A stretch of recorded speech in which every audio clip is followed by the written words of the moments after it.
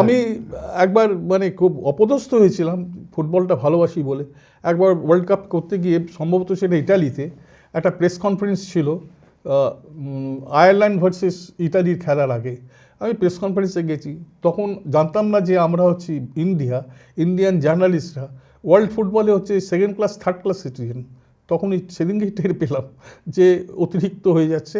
আমি যে ফুটবলটা বুঝি, হয়তো একটা ইন্টেলিজেন্ট জার্নালিস্ট আমার চেয়ে কম বোঝে, কিন্তু সমাজের চোখে, ওয়ার্ল্ড ফুটবলের সমাজের চোখে আমরা হচ্ছি ব্রাত্য। আমি জ্যাকি চার্লটন ছিলেন আয়ারল্যান্ডের কোচ, তো ওই সময়টায় আয়ারল্যান্ড টিমটা কোয়ার্টার ফাইনালে পৌঁছেছে, একটা ছোট্ট দেশ পৌঁছেছে, এবং সেটা যা ফুটবলটা খেলছিল সেটা হচ্ছে ভার্টিক্যাল ফুটবল। ভার্টিক্যাল ফুটবল হচ্ছে লম্বা লম্বা পাস দাও। তো এই আমি মানে দেখতে ভালো লাগছিল না, যেন বিউটিফুল ড্রিবল হবে, বিউটিফুল শট হবে, পাস হবে, কুইক এক্সচেঞ্জ হবে, টিকা টাকা ফুটবল হবে।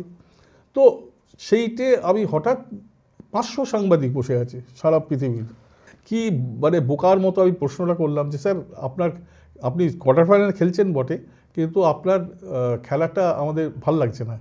আমাদের পেলে বলেছিল বিউটিফুল গেম ফুটবলটা, কিন্তু আপনার খেলা থেকে বিউটিফুল মনে হচ্ছে না।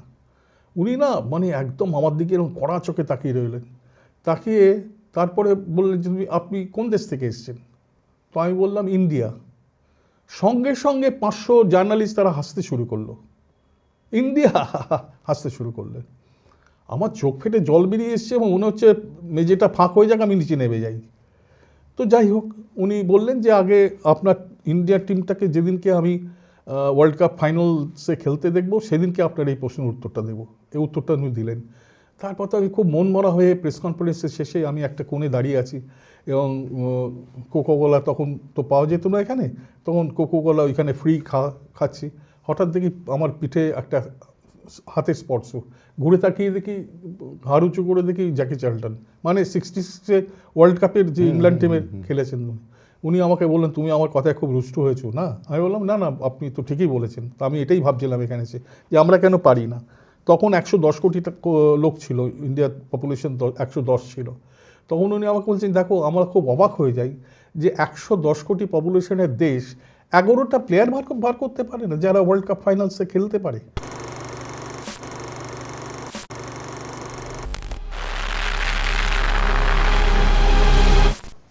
নমস্কার, শুরু করছি আমাদের মুখে মুখের নতুন এপিসোড। আমাদের সঙ্গে আজকে রয়েছেন প্রখ্যাত ক্রীড়া সাংবাদিক, একদা আমার কলিগ ছিলেন। শুধু ক্রীড়া সাংবাদিক নন, তিনি স্পোর্টস এডিটর ছিলেন, তিনি আনন্দলোকের এডিটর ছিলেন, এবং তিনি বাংলা সাহিত্যের একজন উল্লেখযোগ্য ঔপন্যাসিক রূপক সাহা। রূপকদা, এখানে আসার জন্য অনেক অনেক ধন্যবাদ। তোমার এই যে দীর্ঘকালীন প্রায় 50 বছর এই যে সাংবাদিকতার জীবন, তুমি মূলত স্পোর্টস করেছো এবং তারপরে কিছুদিন এন্টারটেইনমেন্টের বিনোদনে তুমি কাজ করেছো। এই যে জার্নিটা, এখন তুমি যখন সাংবাদিকদের দেখো বা সংবাদপত্র দেখো বা তুমি যে কোনো মিডিয়া দেখো, তোমার কি মনে হয় কতটা চেঞ্জ করেছে? মানে তুমি একদম শর্ট 4টে লাইনে যদি 4টে শব্দের মধ্যে বলি, আমাদের সময় আমাদের জার্নালিজমটা ছিল গাম্বুট, আর এখন জার্নালিজমটা হচ্ছে চটিচাটা। ব্যাপারটা হচ্ছে যে এই পরিবর্তনটা আমরা কিন্তু সাক্ষী। এই পরিবর্তনটা মানে কি বলবো, এখন যে জায়গায় গেছে না, আমি নিজেকে সাংবাদিক বলে পরিচয় দিতে লজ্জাবোধ করি। বহু জায়গায় আমি নিজেকে লেখক হিসেবে পরিচয় দিতে ভালোবাসি। দেন যে আমার একটা পেছনে বিরাট একটা খেলার জগতের ছিল, অলিম্পিক করেছি, ওয়ার্ল্ড কাপ করেছি, এশিয়ান গেমস করেছি, এই যে বিরাট একটা খেলার পরিসর ছিল, সেইটা কিন্তু বলতে আমি এখনও লজ্জা পাই। আমি যে দেখলাম যে এই পরিবর্তনটা, যখন এই পচনটা না ঠিক আমাদের সময় থেকে শুরু হয়েছিল, 90s থেকে, মিড-90s থেকে, যখন এই কর্পোরেট ওয়ার্ল্ড ইন্টারেস্ট নিতে শুরু করলো, তখন দেখা গেল যে সাংবাদিকরা সাংবাদিক নেই, তখন এই কর্পোরেটের দালাল হয়ে গেল। দালাল কথাটা বলতে আমার খুব কষ্ট হচ্ছে সুব্রত, কিন্তু যা সিচুয়েশন এখন, এছাড়া আমি হয়তো অনেকে বলবে যে আপনি কি ওল্ড ইজ গোল্ড সবসময়। আমি না, ওল্ড ইজ গোল্ড এই কথাটা আমি বলছি না, কারণ আমাদেরও তো একটা পাস ছিল, আমাদেরও তো অতীতের লোক ছিল। আমি দেখলাম যে তারা আমাদের যা শিখিয়ে দিয়ে গেছে, সেটা মনে হয় আমাদের উচিত ছিল আমাদের পরবর্তী প্রজন্মের জার্নালিস্টদের শিখিয়ে যাওয়া। আমার একটা ঘটনার কথা মনে পড়েছে, তখন আমি সদ্য জার্নালিজমে এসেছি, তখন বেরি সর্বাধিকারী বলে একজন ছিলেন যিনি ক্রিকেট লিখতেন। হ্যাঁ। তো তাকে আমি ইন্টারভিউ নিতে গিয়েছিলাম যে কিছু শেখবার জন্য, যে আপনি একজন এত সিনিয়র জার্নালিস্ট, আপনি আমরা যে নতুন এসেছি, তখন 2-3 বছর হলো এসেছি, আপনি আমাদের কিছু বলুন, আমাকে কিছু পরামর্শ দিন যে কীভাবে আমরা এগোবো। তখন ফার্স্ট উনি একটা কথা আমাকে বলেছিলেন যে জার্নালিজম যদি করতে হয়, স্পোর্টস জার্নালিজম, কখনো খেলোয়াড়দের সাথে বন্ধুত্ব করবে না। যখন তুমি লিখছো, যখন প্রফেশনে রয়েছো, তখন করবে না। যে খেলছে, যখন সে খেলছে, তখন তার সাথে কোনো রকম বন্ধুত্ব করবে না। তার সাথে তোমার মানে সম্পর্কটা হবে মাঠে এবং প্রেস বক্সে। কিন্তু যখন সেই খেলোয়াড় যখন খেলা শেষ করে যাবে, যখন সে ভেটারান প্লেয়ার হয়ে যাবে, ফরওয়ার্ড প্লেয়ার হয়ে যাবে, তখন তুমি ওর সাথে ঘনিষ্ঠতা করতে পারো, কারণ তুমি ওর কাছ থেকে অনেক কিছু শিখতে পারবে।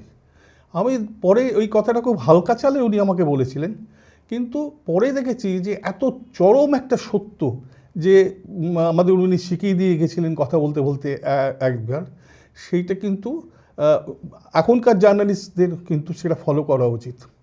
এই যে পচনটা কীভাবে শুরু হলো, তোমাকে একটা কারণ বললাম, যে কর্পোরেট জগতের প্রবেশটাকে, এবং কর্পোরেট জগৎ এই জার্নালিস্টদের খেয়ে নিল। আমি দিনের পর দিন দেখেছি যে যখন একজনের সঙ্গে আরেকজনের লড়াই হয়, তো খেলার জগতেও কিন্তু একটা খেলার সঙ্গে আরেকটা খেলার লড়াই হয়।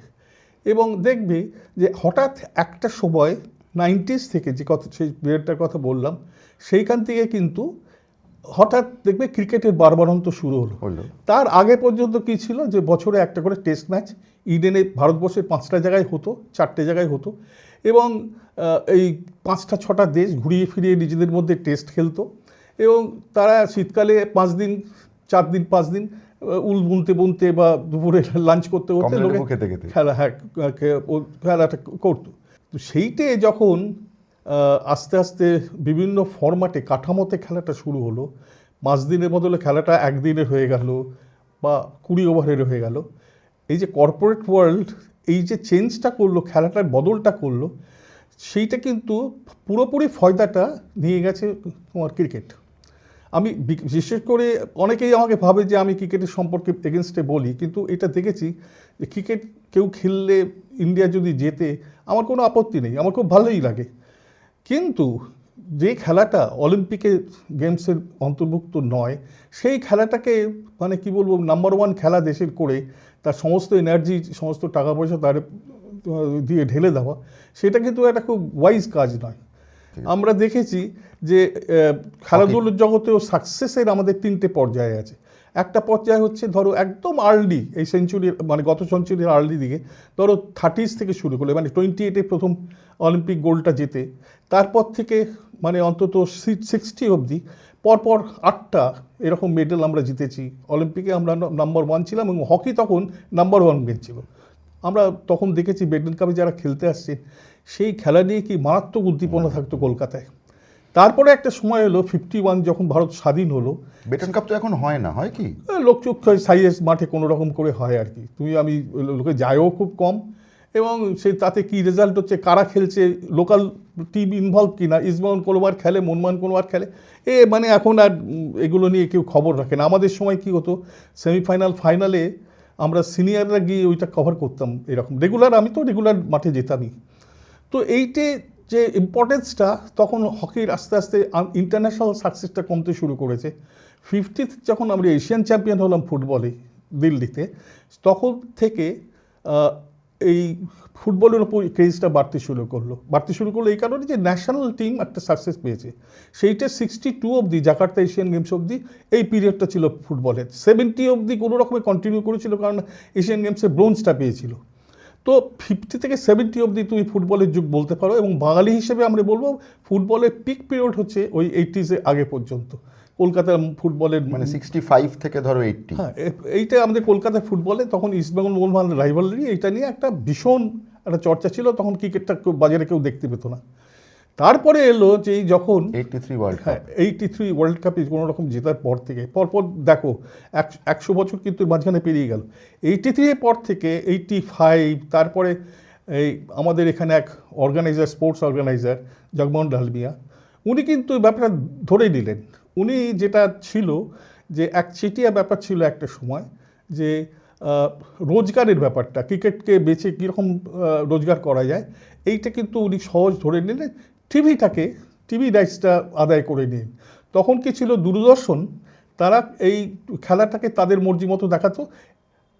যারা অর্গানাইজ করছে, ক্রিকেট অ্যাসোসিয়েশন মানে বিসিসিআই, তারা একটা পয়সাও পেত না, দূরদর্শন দিত না তাদের।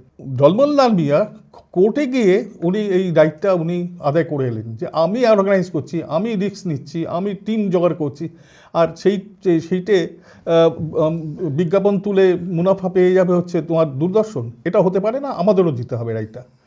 এইটা যখন বেরোল, একটা এনর্মাস দরজা খুলে গেল ক্রিকেটের। এবং তারপরে হচ্ছে কি, সাকসেসফুলি লোকটি কি করলেন, উনি ওই বিভিন্ন জায়গায়, বিশেষ করে কলকাতার মাঠে, উনি ওই 3টে টিম নিয়ে ট্রাইনেশন সিরিজ মতো একটা করতে শুরু করলেন। এবং ধরো কোনোবার কিনিয়াকে আনছেন, ইংল্যান্ড ইন্ডিয়া, কোনোবার জিম্বাবুয়েকে আনছেন, একটা উইক আর দুটো সলিড টিম। আলটিমেটলি দুটো সলিড টিমই ফাইনাল যাবে এবং খেলবে, এবং বেশ কয়েক বছর হিরো কাপ, অমুক কাপ, তমুক কাপ দিয়ে এটা উনি চালিয়ে যেতে লাগলেন। এবং খুব রাত্রির 11টা অবধি আমি দেখেছি জ্যোতিবাবুকে বসে থাকতে ইডেন গার্ডেন্সে, এই ঠান্ডার ভেতরে উনি প্রাইজ দেবেন। তো এই যে ইন্ডিয়া টিম তখন জিতছে, কিভাবে জিতছে আমি আর সেটা আর বলতে যাই না, তাহলে যারা খেলতো তাদের ছোট করা হয়, এবং আমার কাছে কোনো প্রমাণও নেই। কিন্তু ক্রিকেটে এই জিনিসটা হয়। এবং আরেকটা স্টেপ নিলেন ভদ্রলোক, এখান থেকে খেলাটা সারজায় নিয়ে গেলেন। পাকিস্তান ইন্ডিয়া ম্যাচ করে দেখলেন যে ওখানকার যারা ইন্ডিয়া পাকিস্তানের লোক, শ্রীলঙ্কান বা এরা থাকেন, তারা কিন্তু এই ম্যাচটা দেখতে যান। ওইখানে আরম্ভ হয়ে গেল রমরমা। এই সমস্ত ক্রিকেটের রমরমা, খুব আন্ডার প্রিপেয়ার্ড পিচে খেলা হয়েছিল আমার মনে আছে। ও মানে সেটা তুমি আমি দেখতে যাচ্ছি না তো, মানে কিভাবে দিনের বেলায় যার পকেটে একটা পয়সা নেই, বিকেলবেলায় তার পকেটে 100 কোটি টাকা। এবং একটা গোল্ডেন ট্রায়াঙ্গল তৈরি হয়েছিল, যে ক্যালকাটা, দুবাই, সিঙ্গাপুর, এই একটা ট্রায়াঙ্গল তৈরি হয়েছিল, যে তুমি বলছো ক্রিকেট বেটিং কেলেঙ্কারি ঠিক আগে। একদম একদম একদম সেইটাই। এবং তখন ক্রিকেট হচ্ছে জেন্টলম্যানস গেম, এবং কেউ মানে চিন্তাও করতে পারতো না যে ক্রিকেট থেকে এইভাবে অনৈতিকভাবে রোজগার করা যায়। এটা অনেক একটা হিস্ট্রি আছে, যেটা মানে আমরা যারা অত্যন্ত ফুটবল পাগল ছিলাম এবং একটা ফিজিক্যাল কম্ব্যাট গেমকে পছন্দ করতাম, তো সেইটে অনেকেই আমাদের কথা বিশ্বাস করতেন না। কিন্তু যখন হ্যান্সি ক্রোনিংয়ের ঘটনাটা ঘটলো, তারপরে লোকে বুঝতে শুরু করলো যে হ্যাঁ, ডাল মে কুছ কালা হয়। তো যাই হোক, এইটা এখন তারপরে ধরো 83 পর থেকে এখনও পর্যন্ত ধরো 30 বছর 35 বছর এই ক্রিকেটের ওয়েভটা চলছে। এইবার আমি বলছি যে এই পজিশনটা সিকিওর করে নিয়ে, ক্রিকেটের নানা রকম খেলা আছে। তুমি ধরো রেকর্ডস, ধরো তুমি 5 বলে 3 রান করলে সেটা একটা রেকর্ড, আর 5 বলে 65 রান করলে সেটাও একটা রেকর্ড। এইরকম নানা রকম সংখ্যাতত্ত্ব দিয়ে ক্রিকেটটাকে গ্লোরিফাই করার, এটা আমার কাছে খুব হাস্যকর মনে হতো একটা সময়। কিন্তু এটাই দেখা গেল যে এটাই সারসত্য, মানে এটাই লোকে বিশ্বাস করে এবং এইটা নিয়ে লোকে নাচানাচি করতে পছন্দ করে। তো এখন এই ক্রিকেটের ওয়েভটা চলছে, cricket is number 1 game in ইন্ডিয়াতে। এবং পৃথিবীতে, সারা পৃথিবীতে তুমি যদি একটু খোঁজখবর নিয়ে দেখো, কোনো দেশেই কিন্তু নাম্বার 1 গেম এখন আর ক্রিকেট নেই। কেননা 5 দিন, 3 দিন এবং সারাদিন একদিন ওয়ানডে গেম, এটা খেলার সময় ওদের নেই। এত সময় ওরা খেলার পেছনে খরচা করবে না। তো ফলে ধরো অস্ট্রেলিয়া টিম এত ক্রিকেটে দুর্ধর্ষ টিম, কিন্তু ওখানে নাম্বার 1 গেম হচ্ছে রাগবি, বা নিউজিল্যান্ডে রাগবি, ইংল্যান্ডেও এখন নাম্বার 1 গেম ফুটবল। তো এইরকম ইংল্যান্ডে বরাবরই এখনও আছে। কিন্তু পরে আসছি যে ওদের ক্লাব ফুটবলটাকে এত মানে কি বলে স্ট্রং ওখানে, সেইটা কিন্তু ন্যাশনাল টিমটাকে ওদের ক্ষতিগ্রস্ত করছে। এরা কিন্তু ওরা অনেক পরে বুঝতে পেরেছে, এবং ওরা জীবনে একবারই মাত্র ওয়ার্ল্ড কাপ জিতেছে 1966-এ। তো দীর্ঘ বহু বছর, ধরো আজকে 40 আর 60 বছর ধরে ওদের কোনো ট্রফি নেই, কিন্তু ওরা একটা টিম। এবং আমার মনে হয় যে ওরা এমন একটা প্রসেসের মধ্যে দিয়ে যাচ্ছে যে এই নেক্সট ওয়ার্ল্ড কাপটা কিন্তু আমি ওদের ধরে রাখছি যে ওরা চ্যাম্পিয়ন হতে পারে। ওদের টিমটা এখন এরকম সলিড হয়েছে। একটা সময় মানে আমাদের ছোটোবেলা থেকে শুরু করে, আমি ইভেন 2001 অবধিও বলবো, আমাদের নিয়মটা কী ছিল যে আমরা স্কুল থেকে ফিরে আমরা 4টে, 4:30-4টের মধ্যে আমরা মাঠে পৌঁছবো। আমরা সিজনে বেশিরভাগ সময় ফুটবল চলবে, শীতকালে কিছুদিন ক্রিকেট খেলা হবে, এবং শীতকাল ছুটির সময়টা ক্রিকেটের সঙ্গে ব্যাডমিন্টন, সন্ধ্যেবেলা ব্যাডমিন্টন, আলো জ্বালিয়ে ব্যাডমিন্টন খেলা হবে, সেটা একটা ব্যাপার ছিল। আর এই যে জিনিসটা, ধরো এই যে পার্কে গেলে ক্রিকেট খেলা হচ্ছে, আমরা কালীঘাটে থাকতাম বলে আমরা জেলের মাঠে গিয়ে ক্রিকেট বা ফুটবল খেলতাম। Correct. হাজরা পার্কে রেগুলার ক্রিকেট ফুটবল খেলা হচ্ছে, কালীঘাট পার্কে রেগুলার ক্রিকেট ফুটবল খেলা হচ্ছে, এটা উঠে গেল কেন? আচ্ছা, এইটা একটা কারণ হচ্ছে, একটা বিরাট ডিজাস্টার হয়েছিল তোমার মনে আছে 1980-তে ইডেন গার্ডেন্সে? হ্যাঁ। অনেকগুলো লোক মারা গেল, টোটাল 19টা লোক মারা গেছিল, একদিনে 16টা লোক মারা গেছিল 16ই আগস্ট। 16 হ্যাঁ। তো এই একটা বিরাট ডিজাস্টার বাঙালির কালচার একটা বিরাট ধাক্কা দিয়েছিল। আমার চোখের সামনে ঘটনা ঘটেছিল। আমরা সেদিকে ম্যাচ কভার করতে গিয়েছিলাম ইস্ট বেঙ্গল মোহনবাগান, ওইখানে ইডেনের ডার্বি ম্যাচটা দেখতে গিয়েছিলাম। এবং এটা ম্যানমেড একটা ফল্ট। সেটা হয়েছিল কি, রঞ্জি স্টেডিয়ামটা এখন আর সেটা নেই, ওটাতে টিকিট ডিস্ট্রিবিউশনটা হয়েছিল ইস্টবেঙ্গল মোহনবাগান দুটো টিমই একই জায়গায়। ছিল, হ্যাঁ। তো যখন মাঠে হঠাৎ দিলীপ পালিত বিদেশ বন্ধুর মধ্যে লাতালাতি শুরু হলো, সেইটার রিফ্লেকশনটা গিয়ে পড়লো ওখানে গ্যালারিতে, এবং ওখানে প্রচণ্ড মারপিট। আমি যখন খেলার শেষ দিই, আমি ইডেনের প্রেস বক্সটা এখন এরকম ছিল না, তখন কাঠের স্ট্রাকচার ছিল, আমি হঠাৎ লক্ষ্য করলাম যে ওখান থেকে প্রচণ্ড গণ্ডগোল হচ্ছে, এখানে ভীষণ টেন্স, মাঠের ভেতর ভীষণ টেনশন। আমি আস্তে আস্তে করলাম কি, তখন সেদিনকে আমাদের মতি নন্দী উনি গিয়েছিলেন ম্যাচটা কভার করতে, তো আমিও গিয়েছিলাম। তো আমি আস্তে আস্তে নিচে নেবে না মাঠের ফেন্স ধরে ধরে আমি ওখানে গিয়ে দেখে আমার হাত পা কেঁপে গেল। ওখান থেকে ওপর থেকে ডেড বডিগুলো সব নিচে নামাচ্ছে, কারণ ওখানে একটা বিরাট স্ট্যাম্পিড হয়েছে। একটাই সিঁড়ি ছিল, সেই সিঁড়ি দিয়ে নামতে গিয়ে স্ট্যাম্পিড হয়েছে। আমি এই কারণে এটা কথাটা বলছি, এখনকার যারা ফুটবলের ভক্ত, তাদের এই অতীত ইতিহাসটা জানা দরকার। এটা গেল 1980। এরপরেই বাঙালি বাবা মারা বুঝে গেল যে খেলার মাঠে আর সেফ নয়, এখানে পাঠানো যাবে না ছেলেদের, এটা দেখতে যাওয়ার কথা বলছি। সেকেন্ড হলো, আরেকটা ডিজাস্টার হলো, সেটা হচ্ছে এশিয়ান গেমসের ঠিক আগে 1981-এ, তোমার মনে আছে কি জানি না, সল্টলেকে একটা ইন্ডিয়ান টিমের কোচিং ক্যাম্প বসেছিল। সেই কোচিং ক্যাম্প থেকে যত ছেলে ছিল কলকাতার ছেলে বা ইস্টবেঙ্গল মোহনবাগানে খেলতো, তারা ন্যাশনাল কোচিং ক্যাম্প ছেড়ে ওরা সেটা চলে এসেছিল রাত্রির বেলায়। মানে তখন কোচ ছিলেন প্রদীপ দা, অরুণ দা এবং PM ভাষা। তাদের ছেলে, আমরা দেশের হয়ে খেলবো না, আমরা ক্লাবের হয়ে খেলবো বলে রাতের অন্ধকারে সবাই বেরিয়ে চলে এসেছিলো। এইটি আরেকটা মারাত্মক ক্ষতি করেছে আমাদের ভারতীয় ফুটবলে। এবং সেদিনকেও আমি ওখানে ছিলাম। আমি সেদিকে প্রদীপ ব্যানার্জিকে যেভাবে কাঁদতে দেখেছিলাম, যে আমার মনে থাকবে ছিল যে একজন প্লেয়ার বলেছিল, প্রদীপদা ওকে, ওদের ভোকাল টনিক ছিল প্রদীপদা ওদের উৎসাহিত করতে যাচ্ছে যে তোরা একটা বছর অন্তত কনসিডার কর, দেশের হয়ে খেল। উনি হাউ হাউ করে কাঁদতে কাঁদতে বললো, আমাকে কি উত্তর দিল ওরা জানিস? একজন বলল যে ক্ষুদিরাম দেশের জন্য গ্যাস খেয়ে বলেছিল বলে আমরাও কি গ্যাস খেয়ে মরবো? এবং সেই ছেলেটি যেটা বলেছিল, মানে তাকে আমি আজ পর্যন্ত ক্ষমা করতে পারিনি। এখন এই যে পরপর কতগুলো নেতিবাচক ঘটনা ঘটে গেল না, ফুটবলের সেই সঙ্গে সামাজিক একটা বিবর্তন হতে শুরু করলো। সেটা হচ্ছে যে তোমার ফ্যামিলিগুলো সমস্ত কিছু নিউক্লিয়াস হয়ে গেল। আগে কি ছিল, আগে ধরো কোনো একটা পরিবারের 5টা-6টা ছেলে বা ভাই বোন, তাদের মধ্যে একটা ছেলে যদি ফুটবল খেলে, পরিবারের প্রশ্রয় তারা পেত যে আরে অন্যটা সামলে নেবে।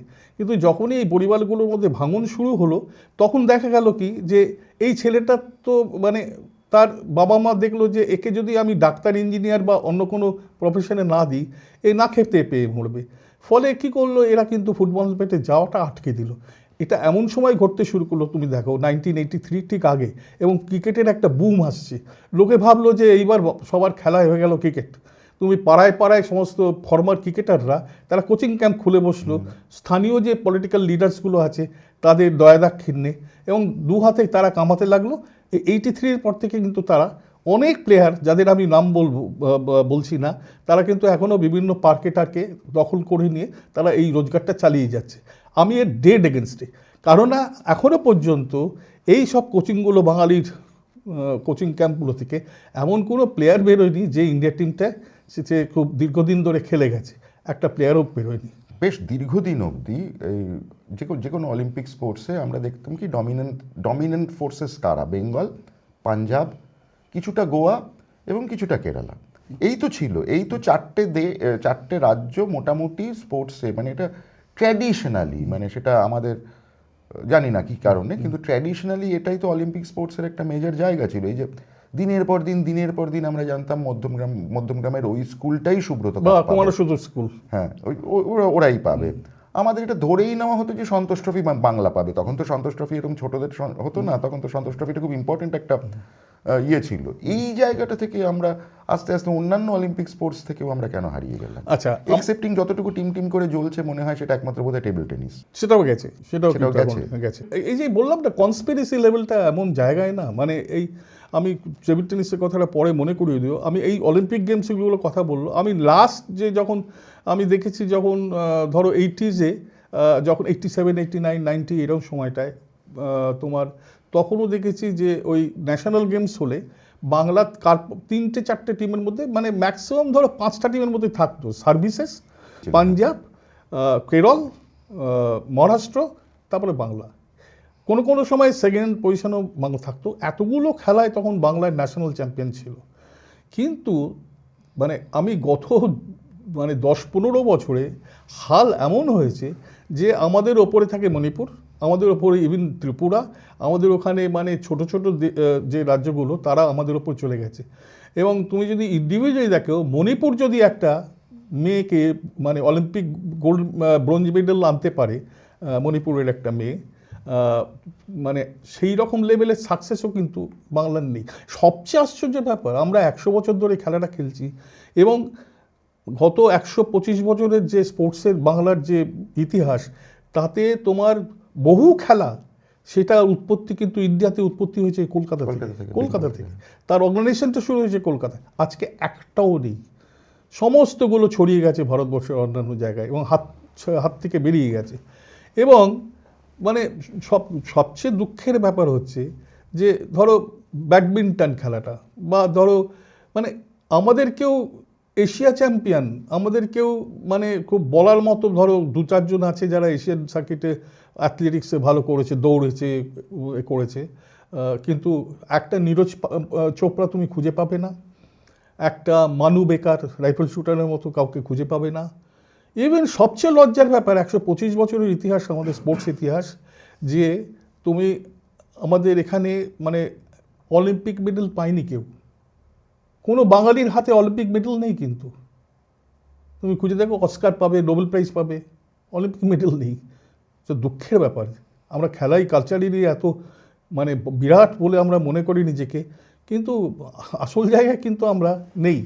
এইবার তুমি বিভিন্ন খেলাগুলোর, তুমি এই যে টেবিল টেনিসের উদাহরণ দিলে, টেবিল টেনিসের আমি এখনও বিশ্বাস করি যে টেবিল টেনিসের যে কর্তারা একটা সময় এতগুলো ভালো ভালো প্লেয়ার দিয়েছে, মানে বছরের পর বছর চ্যাম্পিয়ন, ন্যাশনাল চ্যাম্পিয়ন করেছে, সেই কর্মকর্তারা যদি আবারও এখন হাল ধরে, তাহলে কিন্তু 3 বছর তাদের হাতে টাইম দিলে এবং সাবস্টেন্সিয়ালি একটা অনুদান দিলে এরা কিন্তু আবার রেজাল্টটা দিতে পারে। কিন্তু বাংলার অ্যাসোসিয়েশনটাকে 3-4 ভাগে ভাগ করে দেওয়া হলো, কারণ যখনই দেখলো দিল্লির বা অন্যান্য স্টেটসগুলো দেখলো যে বাংলা তো এই ভারত প্রোডাকশন করছে, ভেঙে দাও এটাকে করে, এই অ্যাসোসিয়েশনটাকে নিজেদের মধ্যে গোলমাল লাগিয়ে সোমনাথ চট্টোপাধ্যায়কে মাঝে রেখে এই পলিটিশিয়ানসদের ঢুকে সমস্ত মানে ঘেটে দিয়েছে পুরো ব্যাপারটাকে। এরকম ধরো দাবা বা এরকম অনেকগুলো খেলায় আছে যেগুলোতে মানে এখন আমার কাছে কী মনে হয় তো, আমি যখন দেখি, আচ্ছা আমরা যে এই সল্টলেক স্টেডিয়ামটা করেছিলাম কিসের জন্য করেছিলাম? কলকাতার মাঠে রেগুলার ঝামেলা হতো, প্রত্যেক দিন বিকেলবেলায় জনজীবন বিপর্যস্ত হতে বলে ওখান থেকে মাঠটা সরিয়ে, হ্যাঁ ঠিক রাইটলি কজ ওখানে সিদ্ধার্থ শঙ্কর রায় ঠিক করেছিলেন যে ওখানে একটা স্টেডিয়াম করো, যদিও উনি স্টেডিয়ামের সঙ্গে লাস্টে থাকতে পারেননি, আট থেকে বেরিয়ে গিয়েছিল।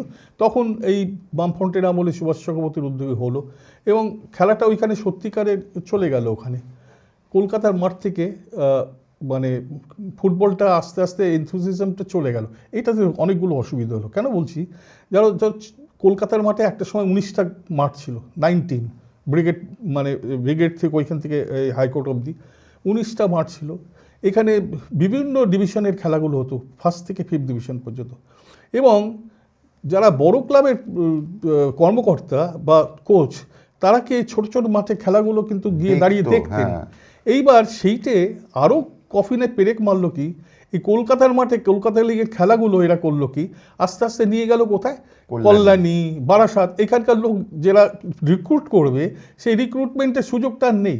আগে একটা রাজস্থান ক্লাবে কী হতো, ধাপে ধাপে কোনো একটা ছোট অরোরা স্পোর্টিংয়ে খেলছে, সে রাজস্থানের কর্মকর্তার কাছে চোখে পড়লো, রাজস্থান নিয়ে এলো, রাজস্থানের থেকে খেলতে গিয়ে সে হয়তো মোহনবাগান, ইস্টবেঙ্গল বা জজ টেলিগ্রাফ এদের চোখে পড়লো। এই যে সাপ্লাই লাইনটা কিন্তু বন্ধ হয়ে গেল। আজকে কলকাতার মাঠের অবস্থা তুমি যদি দেখো বর্ষাকালে গিয়ে, ওখানে যে প্লেয়াররা খেলছে তাদের তো মানে কোনো সিকিউরিটি নেই, যে কোনো সময় হাঁটু খুলে যেতে পারে, এত খারাপ অবস্থা। পাশাপাশি তুমি দেখো এত সুন্দর ক্রিকেটে অর্গানাইজ করছে এই মাঠগুলোর অনেকগুলোতেই, কিন্তু আবার ক্রিকেটের সময় ক্রিকেট খেলা হয়, এবং সেই ক্রিকেটের সময় তুমি দেখবে যে মাঠগুলোর চেহারাটা একেবারে বদলে গেছে। সেটা ওয়েল প্রিপেয়ার্ড গ্রাউন্ড, সেখানে ক্রিকেট হচ্ছে। যদিও ক্রিকেটের এই খেলাগুলো অর্থহীন খেলা, কারণ আলটিমেট রেজাল্টে ক্রিকেটে আমাদের বাংলা থেকে কিছুই হয় না। খবর কাগজের লোকেরা অনেক চেষ্টা করেছে, তুমি আজকেও খবর কাগজটা খুললে দেখতে পাবে বাংলা বিভিন্ন টুর্নামেন্টে খেলছে, বিরাট বিরাট স্টোরি, আলটিমেটলি কি ওই গিয়ে ভরাডুবি হয় এবং কোনো আলটিমেট কোনো কাজে দেয় না। তো এই অন্য খেলাগুলো আমরা বারবার বলেছিলাম যে ক্রিকেট ফুটবলের ওপর জোর দিতে গিয়ে আমাদের অন্যান্য খেলায় যারা এক্সপার্ট ছেলেগুলো মেয়েগুলো রয়েছে, তারপরে সেইগুলো দিকে তাদের নারিশমেন্টের দিকে কেউ যায় না। এই অ্যাসোসিয়েশনগুলো এত গরিব যে প্লেয়ারগুলো না, এখন কি বলবো, এখন ওরাও কিন্তু পরিযায়ী হয়ে গেছে। আজকে তুমি 2-4 ন্যাশনাল গেমসে যে 2-4 তুমি প্লেয়ারগুলোকে দেখো না, প্রণতি নায়ক বলে একজন জিমন্যাস্ট আছে, সে এখানে প্র্যাকটিস করে না, সে অন্য জায়গায় প্র্যাকটিস করে, সে পাঞ্জাবে গিয়ে প্র্যাকটিস করে। এখানে একটা সুইমিং পুল ছিল গভর্নমেন্টে, সেটা হচ্ছে বেলেঘাটায়, সেখানে বাংলা পায় এখন। আমি জানি না রিসেন্টলি তার কোনো উন্নতি হয়েছে কিনা। কিসে আমি তুমি বলো না, আজকে এই যে নেতাজি ইনডোর স্টেডিয়ামটা, এটা কিসের জন্য তৈরি হয়েছিল? ইনডোর গেমস খেলার জন্য তো। আজকে তুমি দেখো গত 15 বছরে কটা খেলা হয়েছে তুমি দেখো। একটা প্রো কবাডি লিগ হয়, তুমি আমি কেউ জানি না, আমাদের কোনো ইন্টারেস্ট নেই কাবাডি নিয়ে, সেখানে প্রচুর টাকা দাবাত দিয়ে 1 সপ্তাহ বা 2 সপ্তাহের জন্য ওখানে কাবাডি লিগ হয়। কিন্তু আর যে স্পোর্টসের ইনফ্রাস্ট্রাকচারগুলো এত খারাপ আমাদের এখানে, যে যেটা ছিল সেন্ট্রাল গভর্নমেন্টের টাকায় সল্টলেক স্টেডিয়ামটা হয়েছিল, এবং 2017 সালে ওয়ার্ল্ড কাপ, ইউথ ওয়ার্ল্ড কাপটা হলো, সেটা খুবই ভালো করেছিল সেন্ট্রাল গভর্নমেন্টের টাকায়। কিন্তু মেসির কেলেঙ্কারিতে তার অবস্থা যেটা হলো, আমার কান্না পাচ্ছিল দেখে, যে এই সিটগুলো এইভাবে ভেঙে চুরে কোথায় নিয়ে গেছে, আর এটা কবে রিপেয়ার হবে? অসম্ভব। 2 কোটি টাকা খরচা করে আবার রিপেয়ার করবে, আমার মনে হয় তার চেয়ে অনেক ভালো হবে যদি এই দুর্গাপুজোর সময় সবাইকে অনুদান দেয়। খেলার দিকে নজর দেয় না এরা। এবং যে লোকটি এখানে সবচেয়ে খারাপ দায়িত্ব সামলাচ্ছে, সে এখন এখানকার স্পোর্টস মিনিস্টার। তার কোনো, তার কর্তৃত্ব করা ছাড়া আর কোনো, তার আমি দেখি না তার কোনো মানে পলিটিক্স করা ছাড়া। তো এইভাবে তো বাংলার স্পোর্টস চলতে পারে না।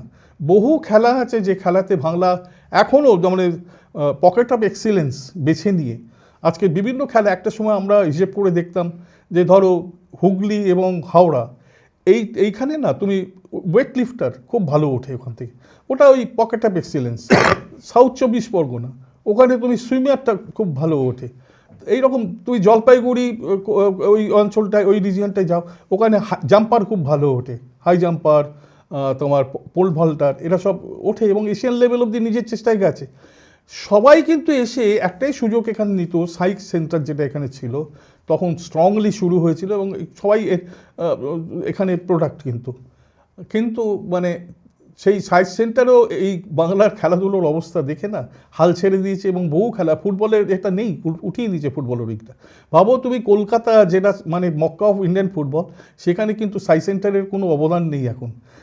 আমার কি মনে হয় জানো, খেলাধুলোর মানে কি এই অনেক বেশি টাকা পয়সা এসে গেছে। তুমি একদম ধরো, আমি বলছি আর্চারির সাথে আমি নিজে যোগাযোগ ছিল আমার। আমি শুরু থেকে 1975-এ যখন আর্চারিটা এখানে কলকাতায় শুরু করি আমরা, সেই সময় আমিও কিন্তু অন্যতম কর্তা ছিলাম এবং খুব উৎসাহ দিয়েছি আমি।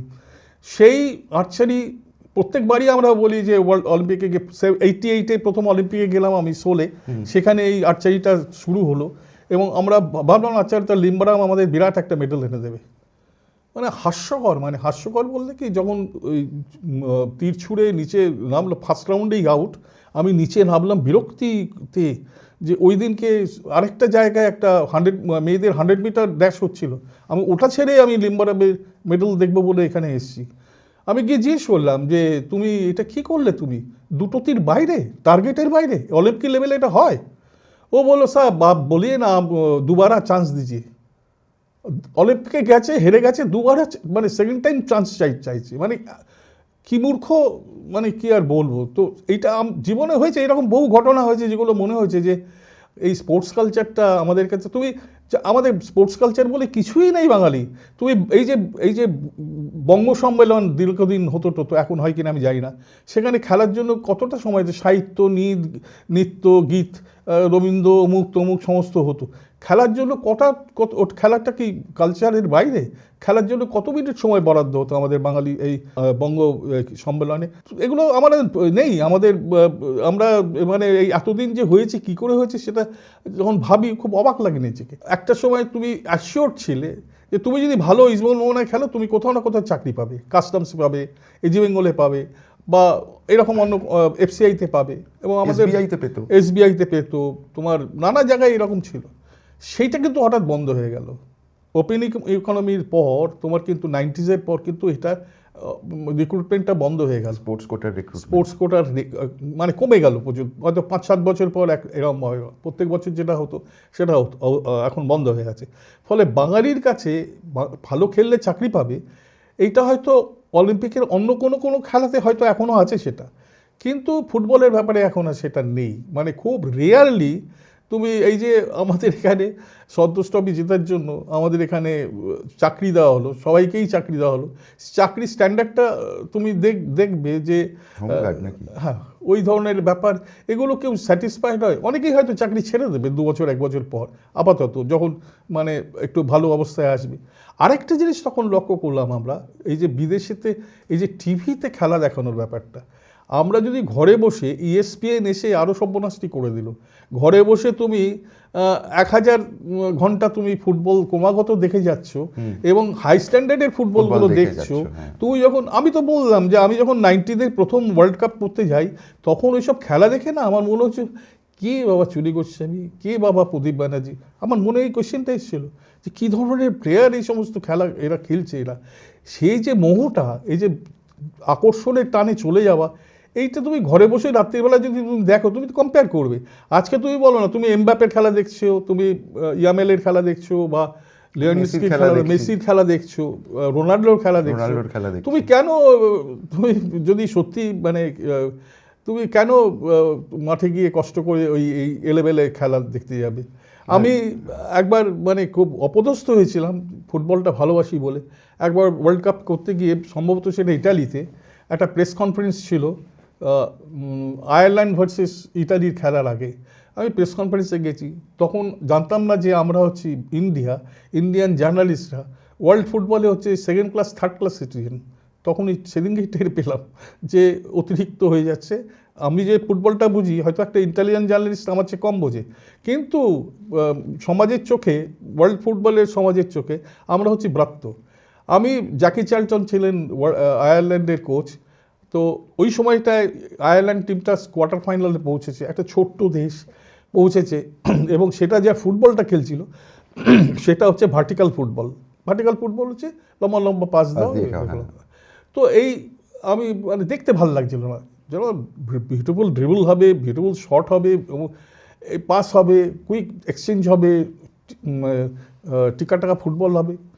তো সেইটে আমি হঠাৎ 500 সাংবাদিক বসে আছে সারা পৃথিবীর, কি মানে বোকার মতো আমি প্রশ্নটা করলাম যে স্যার আপনি কোয়ার্টার ফাইনাল খেলছেন বটে, কিন্তু আপনার খেলাটা আমাদের ভাল লাগছে না। আমাদের পেলে বলেছিল বিউটিফুল গেম ফুটবলটা, কিন্তু আপনার খেলা থেকে বিউটিফুল মনে হচ্ছে না। উনি না মানে একদম আমার দিকে এরকম কড়া চোখে তাকিয়ে রইলেন, তাকিয়ে তারপরে বললেন যে আপনি কোন দেশ থেকে এসছেন? তো আমি বললাম ইন্ডিয়া। সঙ্গে সঙ্গে 500 জার্নালিস্ট তারা হাসতে শুরু করলো, ইন্ডিয়া হাসতে শুরু করলেন। আমার চোখ ফেটে জল বেরিয়ে এসছে, এবং মনে হচ্ছে মেঝেটা ফাঁক হয়ে যাক, আমি নিচে নেমে যাই। তো যাই হোক, উনি বললেন যে আগে আপনার ইন্ডিয়ার টিমটাকে যেদিনকে আমি ওয়ার্ল্ড কাপ ফাইনালসে খেলতে দেখব, সেদিনকে আপনার এই প্রশ্নের উত্তরটা দেবো। এই উত্তরটা উনি দিলেন। তারপর তো আমি খুব মন মরা হয়ে প্রেস কনফারেন্সের শেষে আমি একটা কোণে দাঁড়িয়ে আছি, এবং কোকোকোলা তখন তো পাওয়া যেত না এখানে, তখন কোকোকোলা ওইখানে ফ্রি খাচ্ছি।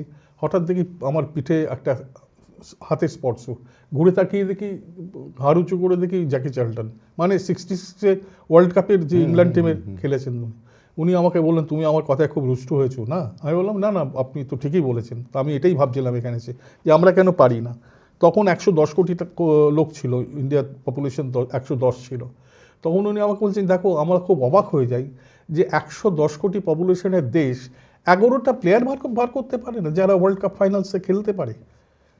আমি বললাম এই উত্তরটা আপনাকে আমি একদিনে দিতে পারবো না, কেন পারি না এটা বিরাট একটা মানে রচনা, এটাকে আপনাকে কি বল আমি উত্তর দিতে পারবো না। তখন উনি অনেকক্ষণ ধরে গল্প করলেন, মানে উনি খুব খারাপ লেগেছে যে উনি আমাকে এরকমভাবে অত লোকের সামনে ইয়ে করলেন, কি বলবো এর একটা ডিরোগেটরি কথা বললেন, হ্যাটা করলেন। তুমি জানো আমাদের অলিম্পিক যখন হয় না তখন এটা আমি যে সময় গিয়েছি সেই সময়টা এই নিয়মটা ছিল, আমি জানি না এখন সেটা বদলেছে কিনা।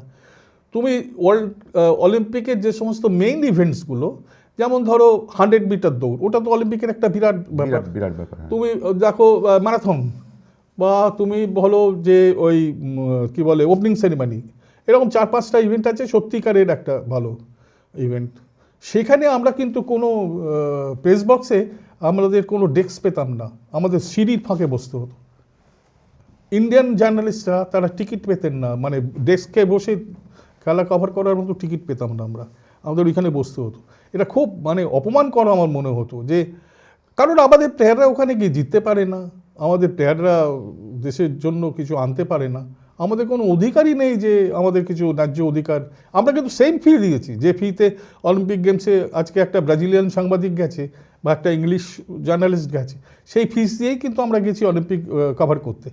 কিন্তু আমাদের ওই ব্যাপার যে আমাদের দেশের লোকেরা এখন জানি না নীরজ চোপড়াদের মতো, অভিনব বিন্দা বা নীরজ চোপড়া বা শুটিংয়ের যে সমস্ত ছেলেগুলো লোকগুলো মেডেল এনেছে তাদের জন্য পরিস্থিতি পাল্টেছে কিনা, কিন্তু ওয়ার্ল্ড কাপ ফুটবলে কিন্তু এটা হয়নি। ওয়ার্ল্ড কাপ ফুটবলে তুমি যাবে, আজকে ব্রাজিল ফ্রান্স ফাইনাল খেলছে, তুমি যে শিওর ইন্ডিয়ার হয়ে যাবে এবং গিয়ে টিকিট, এই যে আজকাল যায় লোকে সমস্ত বিরাট রিপোর্ট করে, অ্যাকচুয়ালি কিন্তু ওরা মাঠের ভেতর ঢোকার হয়তো অনেকেই চান্সই পায়নি। এবং আমরা সেটা এক্সপিরিয়েন্স করেছি, আমরা এসে বলতাম যে আমাকে দেওয়া হয়নি। ওখানে গিয়ে সকালবেলায় যে ভেন্যুতে খেলা, আমরা গিয়ে যে মেয়েগুলো ওই টিকিট বিলি করে তাদের সঙ্গে আমরা মিষ্টি মধুর সম্পর্ক করতাম, এবং কোনো আমরা কোনো একটা কিছু পিন দিলাম বা ইন্ডিয়ার কোনো একটা কিছু দিলাম, এই করে ওদের সঙ্গে যোগাযোগ রাখতাম। তো ধরো ওরা টিকিটটা কাকে দেবে, যে দুটো টিমের মধ্যে খেলা হচ্ছে, ব্রাজিলিয়ান জার্নালিস্ট এবং ফ্রান্সের জার্নালিস্ট, ওরা প্রথমে পাবে। তারপরে হবে কি সাউথ আমেরিকার কোনো জার্নালিস্ট যদি হয়, কারণ সাউথ আমেরিকা ইনভলভ, আর এদিকে যদি ইউরোপের কোনো জার্নালিস্ট হয়, সেকেন্ড প্রায়োরিটি ওদের। থার্ড প্রায়োরিটি হচ্ছে এশিয়ার মধ্যে আবার প্রায়োরিটি হয় যারা ওইখানে ধরো জাপান খেলছে, সৌদি আরব খেলছে ফাইনালসে, তাদের দেবে। আমরা অনেক পেছনে পড়ে আছি, আমাদের বহু ম্যাচ কভার করতে হয়েছে টিভির সামনে বসে। দর্শকরা তো এখনো আছে, সেটা তোমরা মেসিকে দেখতেই যে উন্মাদনাটা দেখলাম, এইটা তাহলে কেন হয় বাঙালিদের? অর্গানাইজ হচ্ছে না তো ঠিক মতো। আজকে ফুটবলটা যদি প্রিয়ঞ্জন দাশমুন্সিদের হাতে না থেকে আজকে যদি ডালমিয়ার মতো কারোর হাতে, আমি ভদ্রলোককে মানে প্রশংসা করব, কারণ যে হাইটে উনি ক্রিকেট একটা রাংতাকে উনি রূপো বলে চালাচ্ছেন, সেইটে মানে আমি বলবো না কেউ দেবে। আজকে এই যে আইপিএলের যে থিমটা, মানে সেইটা কিন্তু প্রথমে ললিত মোদি কিন্তু ফুটবলে নিয়ে এসেছিল, ও কিন্তু ক্রিকেটের কাছে প্রথমে যায়নি, ও দীর্ঘদিন প্রিয়ঞ্জন দাশমুন্সির পেছনে ঘুরেছে। এটা তাই নাকি? হ্যাঁ, প্রিয়ঞ্জন দাশমুন্সি দেখলো আরে এইটা যদি এরকম সাকসেসফুল হয়ে যায় তাহলে তো আমার গদি টলমল, আমার কি দরকার আছে, ক্ষমতা তো ললিত মোদির হাতেই চলে যাবে, যে লোকটা পয়সা দিচ্ছে। সে তখন বিরক্ত হয়ে গিয়ে ফুটবলের কাছে না গিয়ে ক্রিকেটের লোকের বিসিসিআইয়ের কাছে গেল, এবং সেখানে নিজেও থাকতে পারলো না, কারণ নক্কা ছক্কা করে টাকা পয়সা নক্কা করে বেরিয়ে গেল। কিন্তু এমন একটা জায়গায় দাঁড় করিয়ে দিয়ে গেছে, কেরি প্যাকারের স্ট্যান্ডার্ডের একটা জায়গা সারা জগতে হইচই বানিয়ে দিয়েছে আইপিএলটা। তো আমরা তো সেই সুযোগটা নিতে পারিনি। আইএসএল যেটা হতো সেটার অবস্থাটা এইরকম হয়ে দাঁড়ালো কেন? তুমি যদি বাঘের মুখে তোমার মুন্ডুটা দিয়ে দাও তাহলে তো তোমার এই অবস্থা হবে।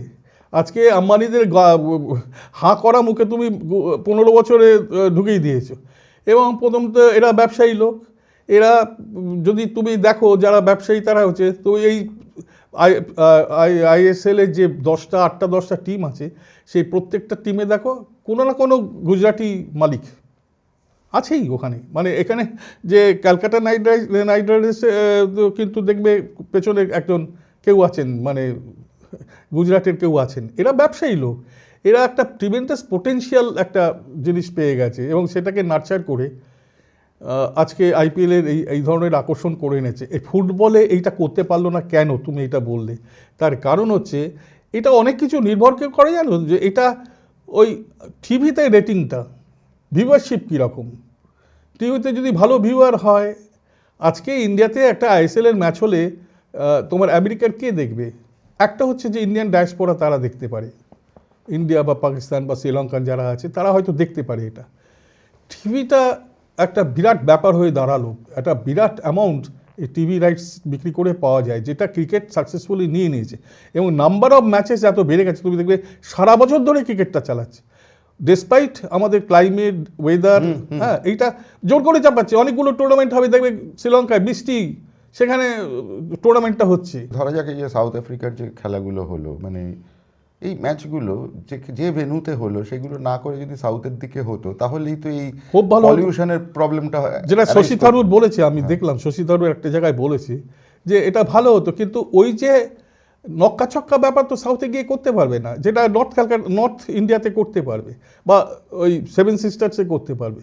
এখন এমন নিরাপদ ভেন্যু তোমায় খুঁজতে হবে এই কর্পোরেট লোকগুলো, যেখানে তুমি টাকা পয়সা নক্কা ছক্কা করো। আজকে আমি বলবো কি, বহুত কি বলবো, বিনোদন জগতের টপ ব্রাশরা তারা এই আইপিএলের পেছনে লেগেছেন এমনি এমনি, খেলাবাসে বলে খেলা ভালোবাসে বলে তুমি মনে করছো, আদৌ নয়। তোমার বিনোদন জগতের কথাটা যখন উঠলোই, তখন আমি তোমার এই প্রশ্নটা করি।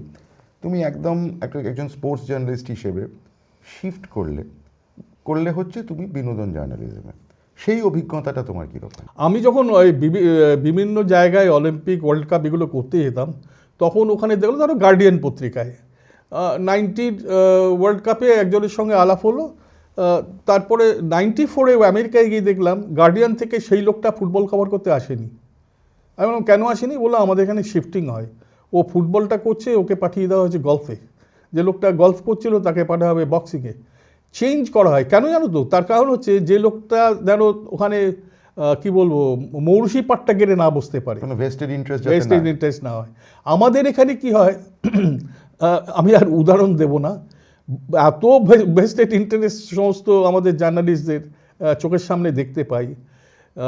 তো সেইটে খবরের কাগজের লোকেরা জানি না কেন তাতে মালিকরা বা যারা ওনার তারা লক্ষ্য করেন না। এটা আমার তখন একটা খুব ভালো মনে হয়েছিল যে এটা একটা চ্যালেঞ্জ, এবং ক্যারিয়ারের এমন একটা সময় যে চ্যালেঞ্জটা তখনও পর্যন্ত নিতে পারি। তো এই শিফটিংটা আমার খুব ভালো লেগেছিল এবং নতুন কিছু করার একটা আর্জ জেগেছিল। এবং আমি পরবর্তীকালে মনে করি যে বিনোদন ওয়ার্ল্ডে গিয়েও আমি কিন্তু খুব সাকসেসফুলি ম্যাগাজিনটা রান করেছিলাম। এখানে একটা জিনিস জিজ্ঞেস করি, যেটা তুমি একটু আগে, অনেকক্ষণ আগে বললে, সেটা হচ্ছে যে তোমাকে বেরি সর্বাধিকারী যেটা বলেছিলেন যে তুমি ফুটবল দেখবে, ফুটবল এই করবে, কিন্তু স্পোর্টস মানে তাদের সঙ্গে খুব বেশি হৃদ্যতা করবে না। তুমি বিনোদন জগতের মানুষজনের সাথে খুব বেশি হৃদ্যতা করবে? একদমই না, আমি করিনি। তুমি একদম প্রফেশনাল। আমার কাছে দেখো, আমি ফুটবল রাইটার। একটা সময় জার্নালিজমটা না দুদিকে ভাগ হয়ে গেল। একটা হচ্ছে ধরো যারা ফুটবল লিখছে, ফুটবল খেলাটা লিখছে, তারা এক ধরনের জার্নালিস্ট। আর একটা হচ্ছে ফুটবলারদের নিয়ে লিখছে, সেটা আর একটা জার্নালিস্ট। ক্রিকেটেও তো তাই হলো, সব জায়গায়, সব সিনেমা জগতেও তাই। কটা লোক আছে তুমি যারা সিনেমায় তুমি লেখে, যারা তুমি দেখো তারা সিনেমা বুঝে লেখে, তারা তো ওই আজ শুভশ্রী, কাল রাজশ্রী, পরশুদিন অমুক, তাদের নিয়ে লিখতে বেশি ইন্টারেস্টেড। কারণ ওগুলো লেখা খুব সোজা।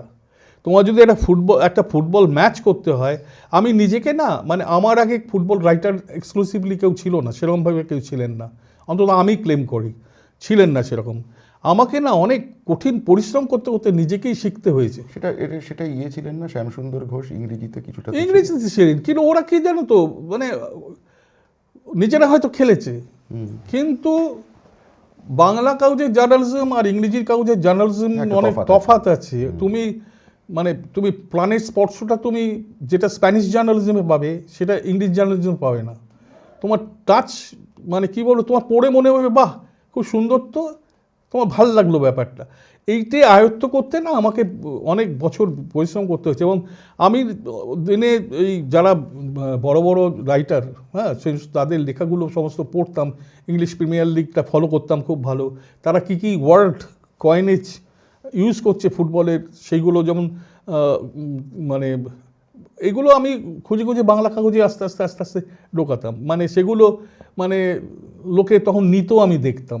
এবং আরও ভালো হচ্ছে যে যারা স্প্যানিশের জার্নালিজম করে, ফুটবল জার্নালিজম, ওদের এত ফ্লাওয়ারি ল্যাঙ্গুয়েজ এবং কি রিচ, মানে স্পোর্টস জার্নালিস্টদের মানে ধ্যান ধারণাটাই ওরা মানে পাল্টে দিয়েছে। এবং নিউ ইয়র্ক টাইমসের এক ভদ্রলোক ছিলেন গ্যারি স্মিথ বলে, ইংল্যান্ডে একজন ছিলেন ব্রায়ান গ্ল্যানভিল বলে, এরা মানে এদের কল্পনা, এরা একসঙ্গে যেতাম তো, মানে ধরো ওরাও অলিম্পিক করছে, আমিও অলিম্পিক করছি, ওরাও তোমার কি বলে ফুটবল রিপোর্টিং করছে, একই ম্যাচ আমি বসে করছি, পরের দিন আমি মিলিয়ে দেখতাম যে ওরা আমাদের চেয়ে কত ভালো লিখেছে, কত স্ট্যান্ডার্ড, কোন অ্যাঙ্গেল থেকে ওদের ইমাজিনেশনটা কোন লেভেলে গেছে, এগুলো সব দেখতাম। এবং আমি নিজেই সেগুলো মানে নিজেকে শিক্ষিত করার চেষ্টা করতাম। তো এই মানে ধরো আমাদের কি হয়, আমাদের একটা অলিম্পিকে পাঠানো হলো এবং অফিস তোমাকে এক্সপেক্ট করলো যে তুমি প্রতিদিন 4টে করে বা 3টে করে স্টোরি পাঠাবে। আর নিউ ইয়র্ক টাইমসের যে লোকটা গেছে সেই লোকটা টোটাল 15 দিনের অলিম্পিকে মাত্র 4টে লেখা পাঠাবে। অলিম্পিকের মানে কি হলো, ওপেনিং সেরিমনিটা নিউ ইয়র্ক টাইমসে পড়ে আমি মানে মুগ্ধ হয়ে গেলাম।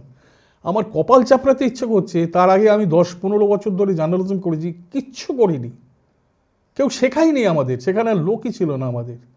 যেভাবে ওই ওপেনিং সেরিমনিটা ও ডেসক্রাইব করেছিল যেন একটা বনফুলের ছোট গল্প, মানে যদি সময় থাকে আমি সে ছোট্ট করে আমি তোমার এই বলতাম যে ওদের জার্নালিজমের লেভেলটা কোথায় গেছে। তো ওই আমি ওকে দেখা করতে গেলাম, ওটা পড়ে এত মুভড হয়ে গেলাম। আমি নিউ ইয়র্ক টাইমসের প্রেস সেন্টারে তো ওদেরও স্টল থাকে, তো সেখানে অফিস গেলাম, গিয়ে জিজ্ঞেস করলাম যে গ্যারি স্মিথ আছেন, আমি একটু কথা বলতে চাই, আমি ইন্ডিয়ান জার্নালিস্ট। উনি ওখানে যে ইনচার্জ ছিলেন বললো উনি তো এখানে আসেন না, উনি একটা হোটেলে থাকেন, সেই হোটেলে উনি মাত্র 4টে লেখা দেবেন বলে আমাদের সঙ্গে কন্ট্রাক্ট হয়েছে, উনি হোটেল থেকে যা করার উনি করেন, আমাদের এখানে উনি আসেন না। মানে এত বড় স্ট্যাচারের লোক, মানে পরে পুলিশদার পেয়েছিলেন ও ভদ্রলোক। মানে ধরো কী বলবো, সে বছর ওপেনিং সেরিমনিটা হলো, একটা এক্সাম্পল দিচ্ছি কত ভাবে এরা। ওখানে একটা মঞ্জুইক পাহাড় বলে একটা পাহাড়ের ওপরে স্টেডিয়াম, সেই স্টেডিয়ামে ওরা ওপেনিং সেরিমনিটা হচ্ছে। তো সে বছর প্রতিবন্ধী দিবস ছিল, ওরা একটা ইউনিক একটা আয়োজন করেছিল, একজন হুইল চেয়ারে একজন প্রতিবন্ধীকে বসিয়ে আর্চারি দিয়ে মানে ধনুক দিয়ে ওই ইয়ে করবে, আগুন জ্বালাবে, মানে 90 মিটার ওপরে রয়েছে ওইটা পুতাধারটা, সেখানে নিচ থেকে আগুন লাগানো থাকবে তীরের মাথায়, ওখানে ফেলবে ওখানটায়। আচ্ছা আমরা তো ওখানে বসে দেখলাম যে ওইটা তীর ছুড়ল, ওইখানে আগুন জ্বলে উঠলো এবং বিরাট ক্ল্যাপস হয়ে গেল। পরের দিন নিউ ইয়র্ক টাইমস খুলে দেখি 8খানা ছবি বেরিয়েছে, 2 পাতা জুড়ে 8খানা ছবি। ছবিটার বক্তব্য কি, লোকটা তীর ছুটছে, সেই তীরটা গিয়ে গিয়ে গিয়ে দেখা যাচ্ছে যে পুতাধারের অন্তত 200 মিটার ওপর দিয়ে গিয়ে বাইরে একটা জঙ্গলে গিয়ে পড়েছে। এবং যে লোকটি ফটোগ্রাফারটি ওই ছবিটা তুলেছে সে আগে থেকে আন্দাজ করে ওই জঙ্গলে গিয়ে বসে আছে, এবং ওটা যে পুতাধারে গিয়ে পড়েনি, ওটার ওপর দিয়ে বেরিয়ে গেছে, এবং এমন টাইমিং করেছিল ওই সময়টায় প্লেনটা জ্বলে উঠবে, এইটা পরের দিন এক্সপোজ করে দিল।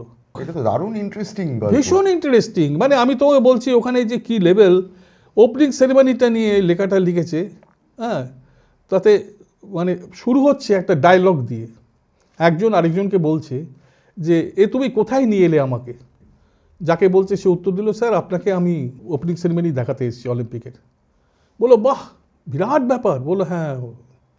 এই যা যা ওপেনিং সেরিমনিতে হয়েছে সমস্ত কিন্তু এই দুটো ডায়লগের মধ্যে, একজন কোয়েশ্চেন করছেন, আরেকজন উত্তর দিচ্ছেন, দিতে দিতে দিতে দিতে নানা রকম হচ্ছে। আচ্ছা ওই যে ছেলেটি ও কথা বলতে বলতে মার্চ পাস্ট করতে করতে যাচ্ছে, ও কী করছে, এত কথা বলছে কেন? বলো স্যার ও তো কার্ল লুইস, ও প্যারিসের একটা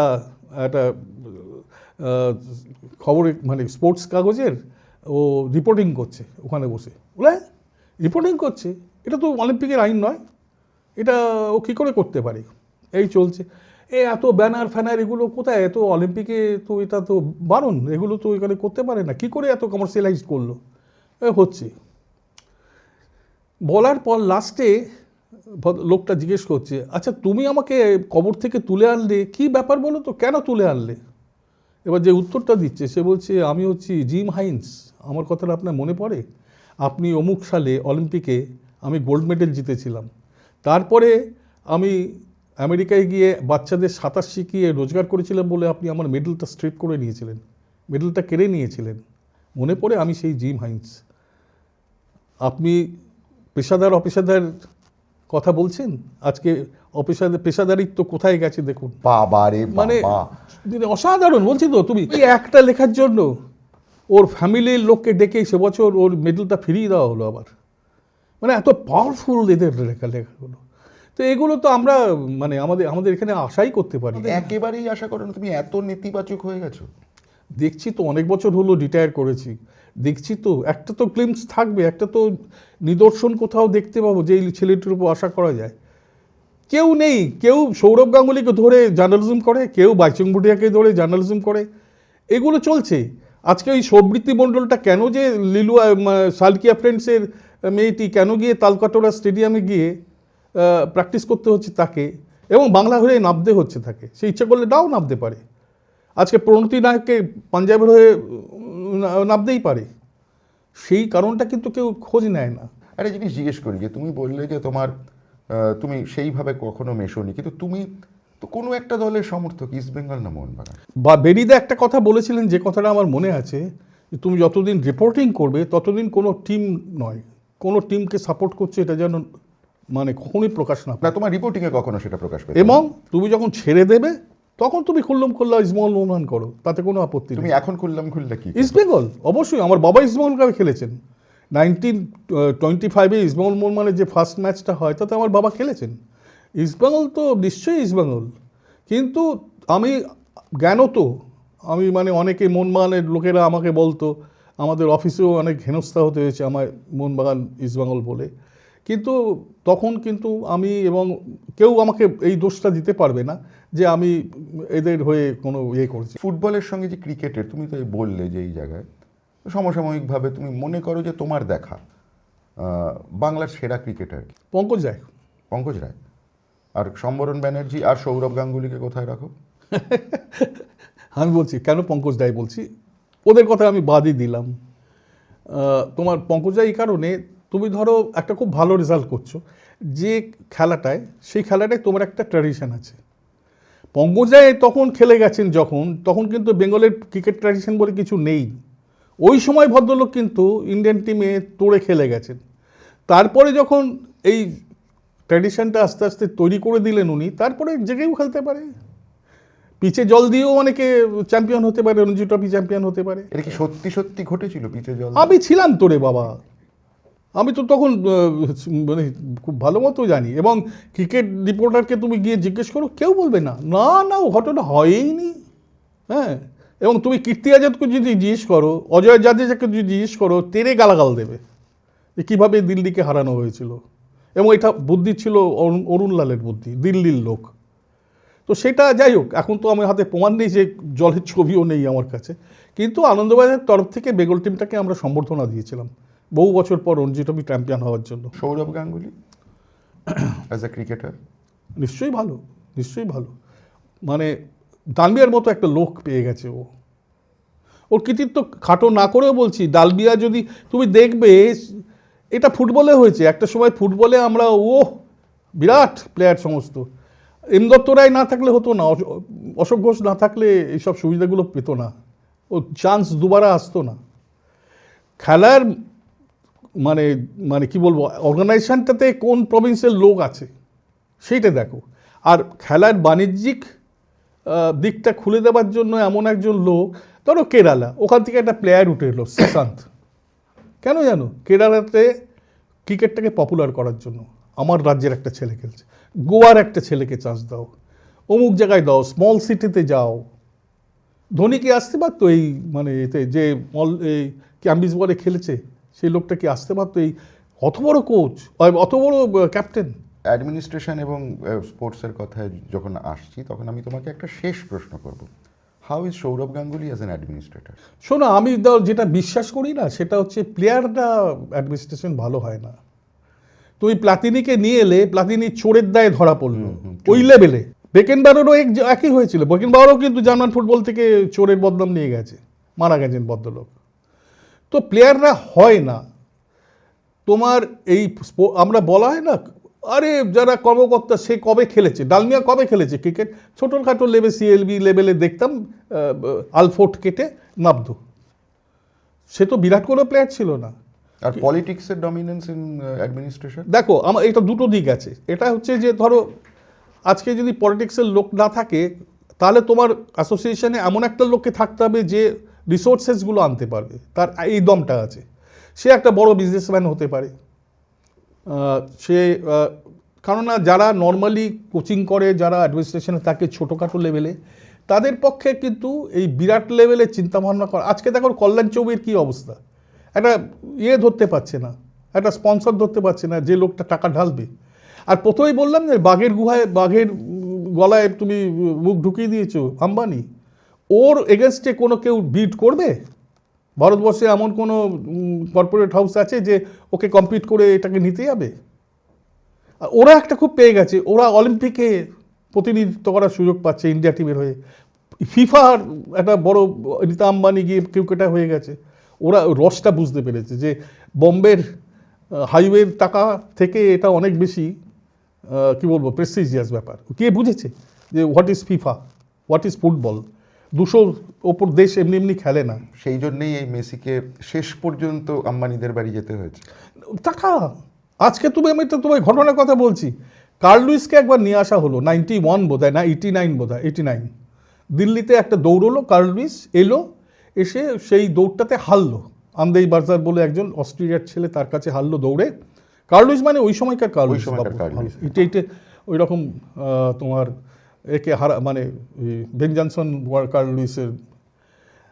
তো তারপরে 92-তে আমি অলিম্পিক করতে গেছি বার্সেলোনাতে, কোনো একটা স্পন্সরদের, একটা জাপানি জুতো কোম্পানির স্পন্সর ছিল, তারা একটা প্রেস কনফারেন্স ডেকেছে, কার্ল লুইস তাদের অ্যাম্বাসেডার। তো আমি যখন গেছি তখন থেকে আমেরিকায় প্রচুর জার্নালিস্ট দাঁড়িয়ে আছে বাইরে, কার্ল লুইস তখনও পৌঁছয়নি। 15টা মিনিট সময় কেটেছে, দেখলাম জার্নালিস্টদের মধ্যে উষ্মা আস্তে আস্তে বেরিয়ে আসছে, কেন লেট, আমাদের কেন দাঁড় করিয়ে রেখেছো? অনেকে চলেও গেলেন রেগে মেগে। তারপরে হলো ওটা কি যে আমাকে ওখানে জার্নালিস্ট ছিল, আমেরিকান জার্নালিস্টরা, ওরা আমাকে জিজ্ঞেস করলো, আচ্ছা তোমাদের ওখানে তো কার্ল লুইস গিয়েছিল, কী হয়েছিল, ও হারলো কেন? কার্ল লুইসের হারাটাও তো ওদের কৌতূহল ব্যাপার না? তাই বললাম যে হ্যাঁ এরকম দিল্লিতে প্রচণ্ড সিনকে ছিল, অমুক তমুক ছিল বললাম। কত নিয়েছিল? আমি বললাম $80,000। ওর মাথায় হাত দিয়ে বসছে, কি $80,000? ও এখানে $20,000 পায় না, তোমাদের ওখানে $80,000 দিয়ে গেল? তোমাদের লোকগুলো কোনো বুদ্ধি নেই? এই যে আমাদের আদেখলাপনা, এই যে মেসিকে এত টাকা দিয়ে নিয়ে এসছে, কোনো দরকার ছিল না কিন্তু, কিছু না। ওই যে ভ্যানতারা না কি বনতারা কি একটা করেছে জামনগরে, সেখানে মেসির ছবিতে 6 লাখ হয়ে যাবে। হ্যাঁ, ওটা এমন বিরাট একটা লেভেলের হয়েছে যে সারা পৃথিবীর লোক ওটা দেখতে আসবে, যেটা সিঙ্গাপুরে আছে বা অন্য আমেরিকায় আছে, ওটা দেখতে আসবে। ওটা ওদের বিরাট একটা পাবলিসিটি হয়ে গেল, তার জন্য $1 মিলিয়ন দিয়ে দিল, কোনো অসুবিধে নেই। এবং কত টাকা রোজগার করে নিয়ে গেল, তার বদলে আমরা কী পেলাম? আমাদের ওই টাকাটা যদি একটা ভালো ফুটবল একাডেমি এখানে করা হতো, একটা মাঠের ইনফ্রাস্ট্রাকচারটাগুলো ভালো করা যেতে পারো, অনেকভাবে তো খরচা করা যেতে পারতো। কেন আমি ওকে দেবো? আমার দেখার, আমি তো টিভিতে রেগুলারই দেখছি, টিভিতে দেখা এবং ওই সল্টলেকের গ্যালারিতে বসে দেখা, এর মধ্যে আমি একটা খুব পার্থক্য দেখি না, রোজই দেখছি আমি। এবং কী রিস্ক আমরা নিয়েছি, ধরো ওই যে জল ভরা বোতলগুলো ছোড়া হচ্ছে, সেগুলো যদি মেসির গায়ে গিয়ে পড়তো, কেলেঙ্কারির অ্যাক্সেস হয়ে যেত। ওর প্রতিটি মানে পায়ের বুড়ো আঙুল থেকে শুরু করে মাথার চুল অবধি ইনশিওর করা, এবং সেটা একটা হিউজ অ্যামাউন্ট। তুমি মেজর সকার লিগে যদি আমেরিকার ওই মিয়ামির খেলা দেখো, তাহলে তুমি দেখবে যে ফুটবল মাঠে যেটা আনপ্রেসিডেন্টেড, মেসির একজন বডিগার্ড সে ওই সাইড লাইনে দাঁড়িয়ে থাকে এরমভাবে দেখবে। মেসি যদি মাঠে কোনো কিছু অস্বস্তিকর পরিবেশে পড়ে, দৌড়ে মাঠের ভেতরে রেফারির পারমিশন ছাড়া ঢুকে যায়। মানে এত হচ্ছে কি মূল্যবান একজন লোক, তাকে আমি নিয়ে এসে তার কোমর জড়িয়ে এই সমস্ত আদেখলাপনা করার কোনো কারণ আছে? আমি আনবার দরকারইটা কি? এটা তো একটা প্রাইভেট লোক, সে তার ব্যক্তিগত বেনিফিটের জন্য এটা করেছে। মানে সেটা যদি আমি বুঝতাম যে আমি এই যেখান থেকে প্রফিট করব সেই টাকাটা আমি বাচ্চাদের কোচিং ক্যাম্পের জন্য দেব, বা আমি একজন আমেরিকা থেকে বা জার্মানি থেকে একটা ভালো কোচ এনে একটা, তো নয়, এ তো ব্যক্তিগত সম্পত্তি বানানোর জন্য করেছি। কেন আমি পারমিশনটা দেব? আমি এগুলো বুঝি না, মানে মনে হয় না। এবং যে লোকটার ট্র্যাক রেকর্ড এত খারাপ, সুতরাং আমাদের এইগুলো বন্ধ করা উচিত। আমাদের মানে আজকে আমি বলছি তোমাকে যে আমাদের এখানে, আমি বললাম আগে যে নোবেল প্রাইজ আছে, অস্কার আছে, অথচ একটা অলিম্পিক মেডেল নেই, কোনো বাঙালির নেই। আজকে এত বছরে মানে আমরা পার্টিসিপেট করছি 1924 সাল থেকে, প্রায় 100 বছর হলো, নেই। এবং প্রথম বাঙালি যে অলিম্পিকে গিয়েছিল 1924 সালে গিয়েছিল পিসি ব্যানার্জি, একটা বাঙালি গিয়েছিল ওখানে। তো সেইটে কি মানে আমাদের তাহলে কি উন্নতিটা হলো? আমরা গর্ব করার কি রইলো আমাদের এখানটায়? ঠিক আছে, আজকে আমরা অনেক আলোচনা করলাম। আমাদের এই তোমার কথাগুলো খুব ইন্টারেস্টিং এবং এত এত রকমের কথা হলো।